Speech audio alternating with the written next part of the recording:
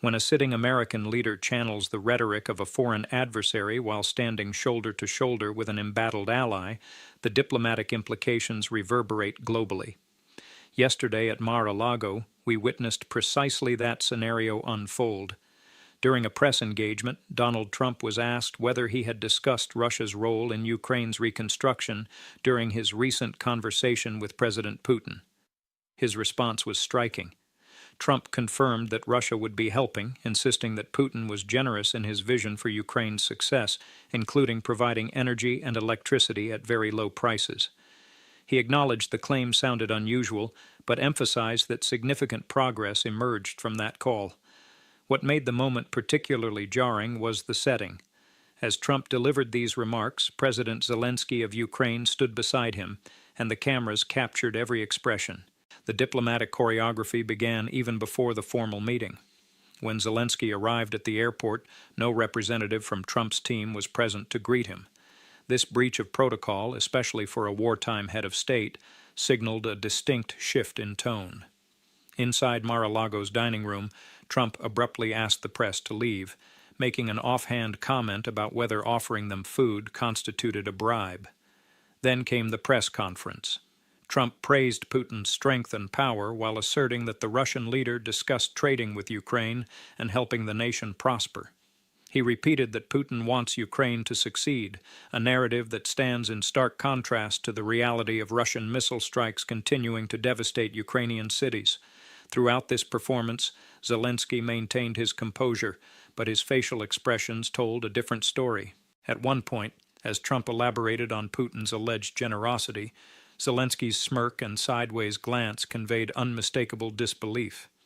The moment captured the absurdity of hearing the aggressor described as benevolent while standing next to the victim of that aggression. Trump then pivoted to a familiar grievance. He claimed that if the 2020 election hadn't been stolen, the war in Ukraine would never have occurred. Despite the passage of years, he continued to litigate the election results, insisting the conflict was a direct consequence of his removal from power. Zelenskyy's expression shifted again, this time to visible confusion, as if silently asking what relevance this had to the matter at hand. Behind the rhetoric lies a troubling policy alignment. When asked about a potential ceasefire, Trump explained why Russia opposes one.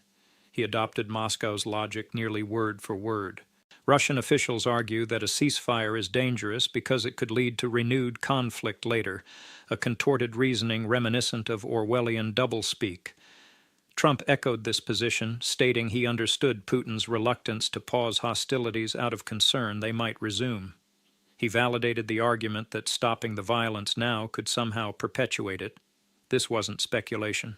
Trump revealed he had spoken with Putin twice that day, once before and once after his meeting with Zelenskyy. He described a conversation lasting approximately 2.5 hours, emphasizing they weren't discussing trivialities, but substantive matters of war and peace. The Kremlin's own readout confirmed this coordination. According to Russian officials, Trump and Putin hold broadly similar views on the conflict. The Kremlin statement specified that a temporary ceasefire would only prolong the war, precisely the position Trump articulated publicly. Notably, the Kremlin revealed that Trump initiated the call, reaching out to Moscow before sitting down with Ukraine's leader. This sequence suggests Trump was aligning with Russian perspectives prior to engaging with the ally under assault. Trump also issued a warning to Zelenskyy regarding territorial concessions. He stated that some Ukrainian land has already been taken, some is contested, and more could fall in the coming months. His message was direct. Ukraine should make a deal now while it still can. This mirrors Russian propaganda claiming rapid advances, though military analysts present a more complex picture. Experts from institutions like the Institute for the Study of War estimate that capturing the eastern territories Putin desires would require years of grinding warfare and catastrophic Russian casualties, potentially exceeding 1 million. The reality may be that Russia seeks through negotiation what it cannot achieve through force. Yet Trump framed the situation as if Russian victory were inevitable, pressuring Zelenskyy to concede based on that premise. Perhaps most revealing was Trump's discussion of his personal relationship with Putin. He openly acknowledged that he and the Russian leader have commiserated over the investigations into Russian election interference. Trump described phone calls where he and Putin would express mutual disbelief over what they both dismissed as fabricated allegations. He characterized their bond as one forged through shared resentment of American intelligence agencies and political opponents.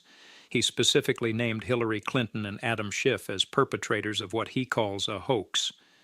Trump lamented that these investigations obstructed U.S.-Russia trade relations, noting that Russia possesses valuable land and minerals.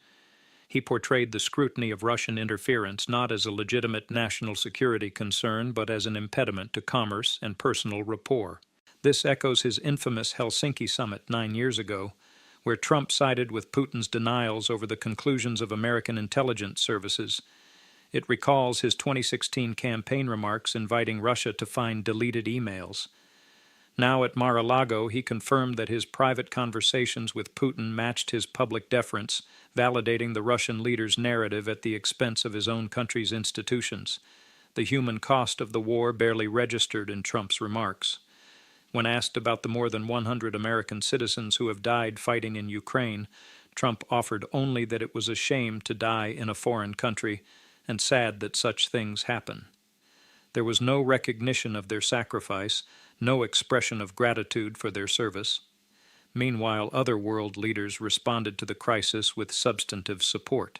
Canadian officials, alongside allies from the UK, Japan, and Australia, met with Zelenskyy and pledged billions in military and economic assistance.